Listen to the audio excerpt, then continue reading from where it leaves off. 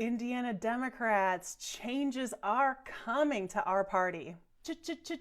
You know the song. At the state party meeting over the weekend, Democratic Chair Mike Schmuel announced that he would not be seeking re-election to head the Democratic Party in Indiana for another term. Appreciate Mike and his service. It is not easy being a Democrat in Indiana. We all know that. But this is a real opportunity to turn a new page for this party in the Hoosier State. We need party leadership that can raise money and continue the fight for progressive policies here in Indiana, policies that we know will help the majority of Hoosiers. 1.2 million Hoosiers did not vote for the incoming administration. They voted for America First. They got abandoned fields, broken promises, and policies that punish their own people. Indiana's watching the facade crack in real time. Gas prices didn't drop. Redistricting backfired. Programs got cut while leadership did nothing. And some folks are finally waking up, walking away from the movement that sold them a dream and delivered a nightmare. This is what happens when propaganda meets reality, when loyalty costs more than it's worth, when people realize America First never meant them. Welcome back to Mind Mirror. Let's watch it unfold. We deserve to be represented. We deserve to be heard.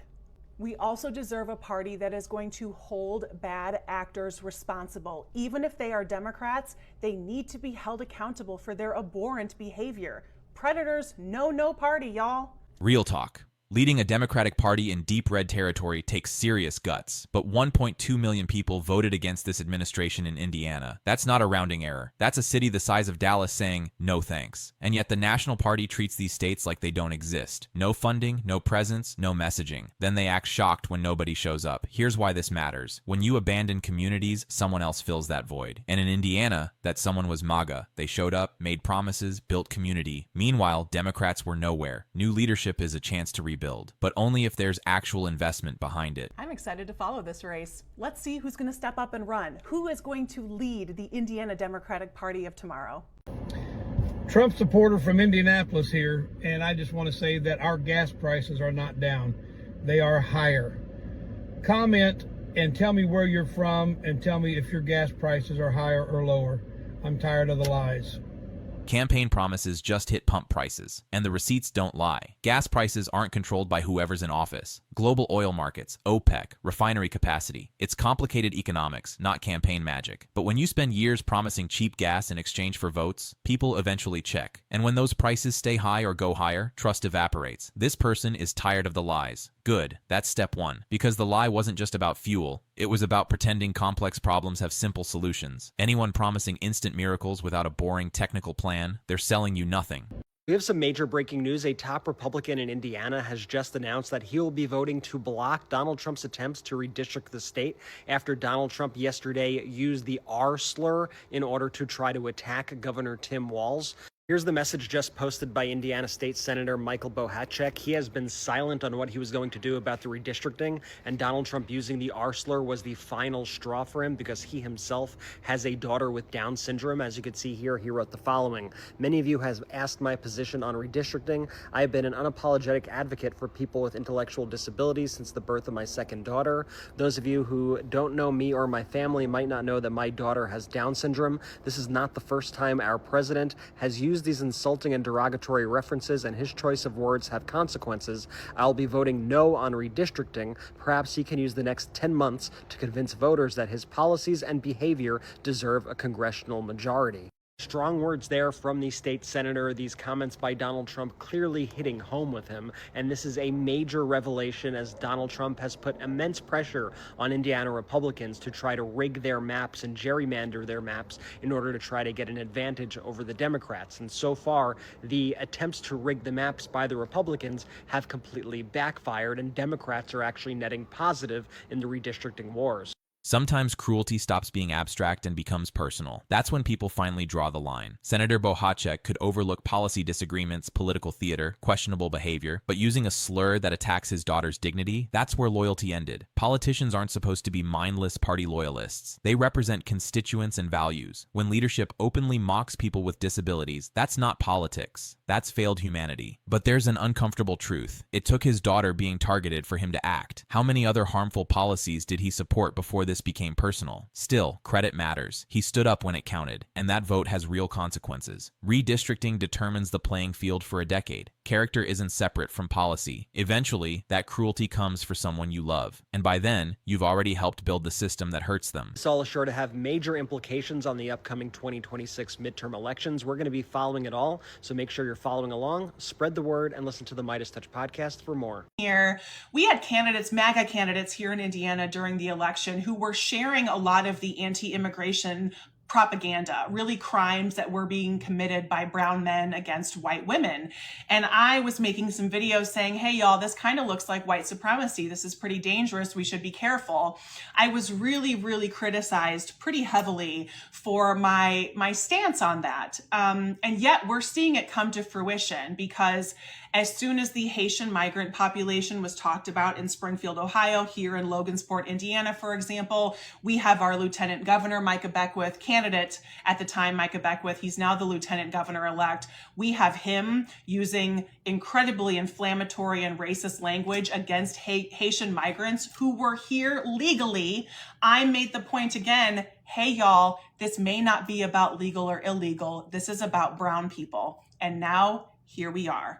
MAGA is pissed because they are realizing what they thought America first meant. MAGA thought America first meant white people first. That is not what it means. It means profits first. America first is always going to prioritize profits. She called it, got destroyed for it, and now everyone's watching exactly what she warned about play out in real time. The anti-immigration rhetoric was never about documentation status. It was always about who belongs. The moment legal Haitian migrants became targets, that mask shattered completely. Here's what voters are learning the hard way. America first isn't about protecting workers or communities. It's about protecting capital. Cheap labor when corporations need it, deportations when they don't. The billionaires running this show don't care about culture. They care about profit margins. That racism, it's the tool they use to keep working people divided. Because if white workers and immigrant workers ever figured out they're getting exploited by the same system, the whole game collapses. We have some big news coming out of Indiana right now. A new Indiana bill would require victims of rape to present doctors with a signed affidavit attesting to the truth of their assault in order to receive an abortion under the state's rape or incest abortion exception. I wish I was kidding, but this is a new bill that is being proposed in the state of Indiana, and the legislature will consider it. The bill would also open up the victim to a possible investigation and charges of perjury, which is punishable by up to 2.5 years in prison in Indiana. The bill also would outlaw the abortion pills mifepristone and misoprostol and make it a crime to possess or prescribe abortion medication. The bill was introduced by Senator Mike Young, who's a Republican from Indianapolis. Experts say that this would re-traumatize sexual assault survivors who want to get reproductive care. Before I continue, if you don't follow me on Instagram, Substack, or YouTube, that's where I'll be if TikTok is ever banned. Those are all linked in my bio. This is Senate Bill number 171 in Indiana, if you want to look it up, and it'll be considered by the Indiana legislature. As always, comment below your thoughts, spread the word, and follow along to stay updated on all the news you need to know about. Wait, a rape victim has to sign a legal document swearing they were assaulted, and if questioned, faces prison time up to 2.5 years? This isn't protecting anything. This is punishment. This is control. Full stop. Look at what this bill does. Forces survivors to navigate legal bureaucracy while traumatized, threatens them with prison if their story is questioned, and bans medication that could help them privately and safely. Bills like this don't stop abortions. They stop safe ones. People find ways. They just risk their lives doing it, or flee to other states if they can afford to. Anyone who voted for small government and freedom just got the opposite. Government forcing women to carry pregnancies from assault under threat of imprisonment. If that's not a wake-up call, nothing is. Indiana just came out with their congressional map, and they got rid of 2 Democratic congressional seats. Originally, they were just going to get rid of 1, but the new map has them getting rid of all of them. And if you look at the map, the way it's districted, there's no way Democrats could win a single seat here. Following the trend, if Republicans continue to gerrymander, they'll be able to keep Congress in the midterms, and Trump will get another 4 years with a trifecta of having both the Senate and the House. The Republican Party is in a state of disarray that I previously would have considered to be inconceivable if I weren't witnessing it with my own eyes. First, the Republican supermajority in Indiana's state legislature just rejected the redistricting map that J.D. Vance and Donald Trump begged them for. I'm guessing they made this decision because of something something to do with Eric Gisler. He's the Democrat who just flipped State District 121 in Georgia in a special election. District 121 was supposed to be a safe red district. The 2018 cycle, this district was held by a Republican who ran unopposed, but then they redrew the district in 2021 because they thought that they could keep it with a 10-point margin. This is the same spreading the votes thinner thing I've been talking about in Texas. They held this seat by 12 points just 1 year ago, but now Gisler won because that's what happens when you scrape the top off of your levees and then the dam breaks. Indiana made this choice with J.D. Vance and Donald Trump Jr. actively threatening to campaign against anyone who voted against them, and they did it anyway. Because the Republican Party doesn't have a political leader today, despite controlling all of D.C. And if that weren't enough, over on the cultural side, they're missing a leader as well. As people like Nick Fuentes, who you used to be able to not even hashtag on this app because he was so offensive, they just blocked any reference to him, and Ben Shapiro, who sucks at everything and is terrible. This is a Republican Party with no head, no heart, and no leader, which is actually exactly where I want them to be heading into a midterm cycle. Political karma in action, and it's beautiful. Republicans had a safe seat, got greedy, spread their voters thinner trying to squeeze out more districts. Then a Democrat flipped what was supposed to be unlosable. This is the danger of over-engineering. You can rig the map to maximize seats, but when political winds shift even slightly, your whole strategy collapses. No buffer, no margin. And now leadership is furious the state won't gerrymander harder. But those legislators learned the lesson. When you stretch too thin, it backfires spectacularly. The bigger picture? The party has no coherent leadership right now. People are yelling from the sidelines, but state legislatures aren't listening. That's not strength, that's fracture. For the opposition, this is the opening. When your enemy's infighting, you don't interrupt. You organize and prepare. So this is just a warning to the Europeans who are coming over to the States for the World Cup. You guys are now going to be dealing with America's A-team. So your pickpocketing shenanigans is not going to be dealt with. If you think you want to start a fight with someone, they will yeet you back to your home country so fast. We are not allowed to send our A-team across to Europe, okay? They have to stay in America for a reason. Do not find out why that reason is. It's summer. People are going to be tired, hot, and pissed off. Don't give them any more ammo than they need. Because we're allowed to fight back here. Okay? Just remember that. It's not like we need another example of how MAGA our state is. But we got another one today. Today, a federal judge issued an injunction against the termination of AmeriCorps programs in 24 states. Those 24 states, however, are ones that actually filed suit against the federal administration when their programs were terminated. Guess which state is not on that list? Indiana. So that means Indiana will not have their programs reinstated. That means Indiana will not have their after-school programs reinstated. That means Indiana will not have their programs that deliver meals to elderly reinstated. Because Indiana is led by MAGA Republicans who do not care if our citizens are taken care of. Other states sued to protect their citizens, won their programs back. Indiana didn't even try. Now their after-school programs, gone. Meal delivery for seniors, gone, because leadership would rather prove loyalty than protect their own people. This is what ideology over outcomes looks like. You don't own anyone. You just hurt your own communities. AmeriCorps programs aren't luxuries. They're the safety net. After school keeps kids safe, meal delivery keeps seniors healthy, but leadership chose team colors over results. And the people hurt most? The exact voters who put them there. Next election, remember who fought for you and who didn't. My name is Jason, and I left MAGA. I supported Trump because I enjoyed antagonizing people. I feared responsibility. All right, Democrats, liberals, progressives, leftists, moderates, however you identify, how are you responding to this dude? Because I have seen some not great responses, y'all. Isn't this what we want? If we're not MAGA, don't we want people to join our community? If you're not familiar with this guy, his name is Jason Riddle. He's from New Hampshire. He's a U.S. Navy veteran, and he stormed the Capitol on January 6th, 2021. About a year later, he was arrested. He pled guilty. He got some jail time, probation. And then when President Trump issued a pardon for him and all of the other rioters from that day, he refused the pardon. He is trying to atone for what he did. He is making it very clear that he knows What he did was wrong. He deserves the punishment he received, and he does not deserve, nor does he want a pardon. And what he said about just wanting to antagonize people and not wanting to take any responsibility for his own life really resonated with me, because that's really what MAGA loves to do. They love to antagonize, and they love to feel like they are a part of something. They want to be in this club. I've received nasty comments, nasty messages from MAGA folks.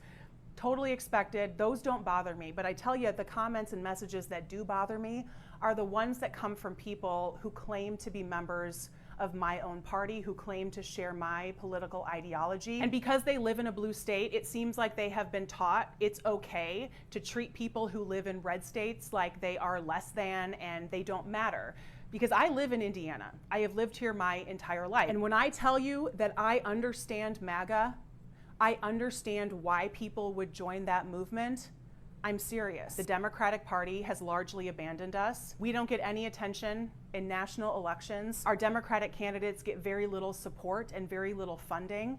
It makes sense that the MAGA message filled that void. And it is very clear that some MAGA voters are deliberately cruel, and they really seem to enjoy inflicting that kind of pain and cruelty on someone else. But there is also a large chunk of MAGA voters who really don't understand the political system, the political process, and in the absence of any other message, they eventually gravitated towards MAGA.